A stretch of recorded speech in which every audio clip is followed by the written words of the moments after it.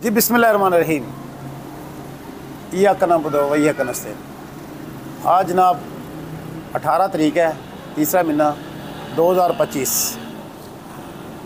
आज मेरी थोड़ी सी हौसले से और तहम्मुल से पूरी वीडियो को देखें और ये देखें इस मुल्क का सिस्टम क्या कर रहा है।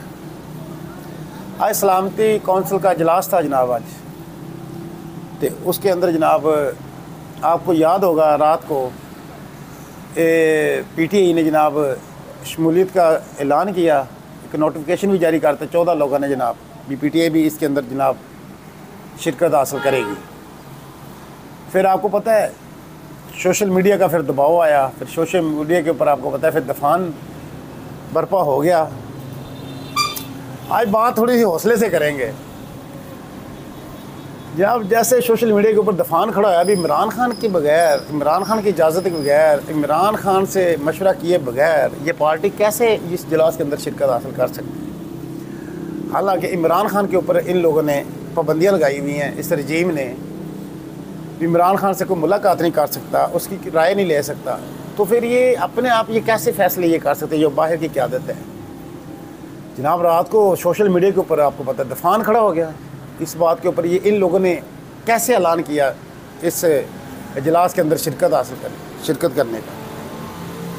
खैर जी, जैसे ही आपको पता रात को फिर दफान खड़ा होया, तो फिर सोशल मीडिया की आप ताकत देखें। ये कहते हैं ना सोशल मीडिया क्या, सोशल मीडिया आम आवाम की आवाज़ है, जिसको आवाम ने मुंतखब किया था। फिर वो आवाम की आवाज़ भी सुनते हैं, आवाम की बात को समझते हैं, आवाम के तासुरात को समझते हैं। भाई आवाम क्या कहना चाह रही है, आवाम किधर खड़ी है, आवाम की सोच क्या है, आवाम चाहती क्या है ना। फिर PTI के जो मिनिस्टर गौहर, शिबली फराज, उमर अयूब, असद कैसर, ये सारों को जब रात को देखा इन लोगों ने सोशल मीडिया के ऊपर, तो भाई दफान खड़ा हो गया। तो भाईजान थोड़ी देर बाद ही ये देखें, ये सोशल मीडिया ये चीज़ है। थोड़ी देर बाद जनाब इन लोगों ने क्या किया, उसको जनाब अपना नोटिफिकेशन वापस ले लिया। फिर उन लोगों ने बात की जनाब जब तक इमरान खान से मुलाकात नहीं होगी या इमरान खान को नोटिस जारी करके इमरान खान को इस इजलास के अंदर बुलाया जाए तो हम शिरकत करेंगे, वरना हम नहीं करेंगे। क्योंकि इमरान खान से मुलाकात नहीं हो रही। इमरान खान की ज़ाहिर वो पार्टी का चेयरमैन है, पाकिस्तान की सबसे बड़ी पार्टी का वो चेयरमैन है, जिसको इन लोगों ने फेक केसों के अंदर रखा हुआ है। आज जनाब इजलास हो गया, तकरीबन 2 घंटे जनाब इजलास जारी रहा है। उसके अंदर वही बातें, हम दहशतगर्दी के साथ सब मिल के निपटेंगे, ऐसे करेंगे वैसे करेंगे, वही बातें जो हो रही थी।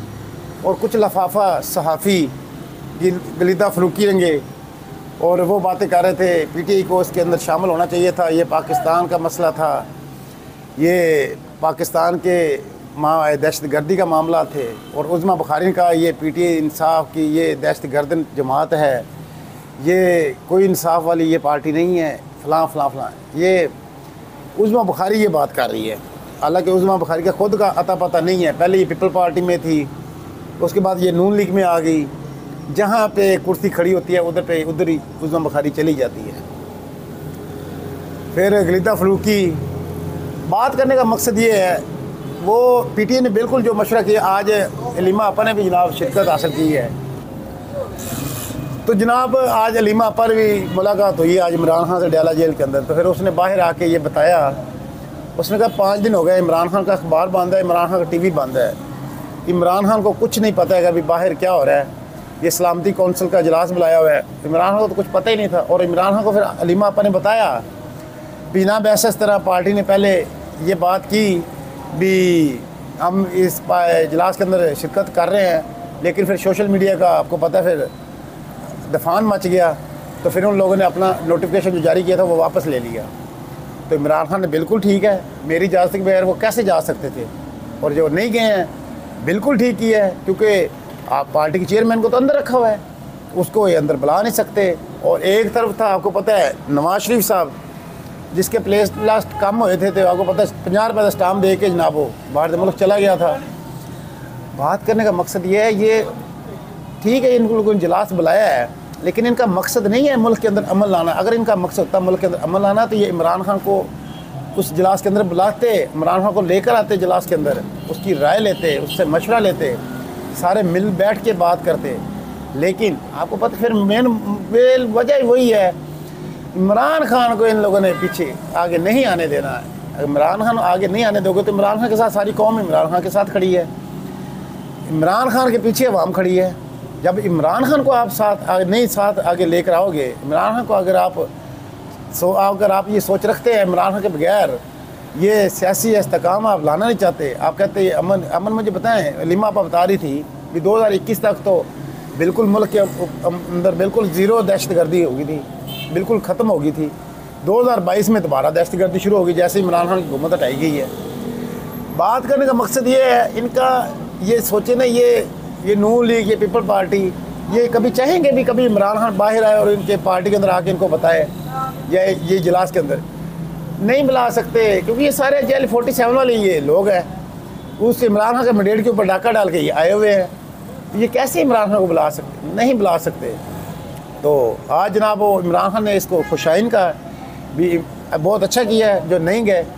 और बाकी बार सलमान अकबर राजा और इन सारों ने आज ये बात की है, बिल्कुल हमने अवाम के साथ है, जो अवाम का फ़ैसला है, जो अवाम की राय है, हम उसका राय का एहतराम करते हैं और हम अवाम के साथ खड़े हैं। देखिए ना, ये होते हैं अवामी लोग, उनको पता चल जाता है हमारी अवाम क्या चाहती है। अवाम ने ये बात की भी आप इमरान खान की इजाज़त पर आप लोगों ने इस इजलास के अंदर नहीं जाना, तो वो उन लोगों ने अच्छा फ़ैसला किया, नहीं गए, तो अवाम भी उनसे खुश हो गई है इमरान खान के साथ, क्योंकि इमरान खान ने इन लोगों को खड़ा किया था।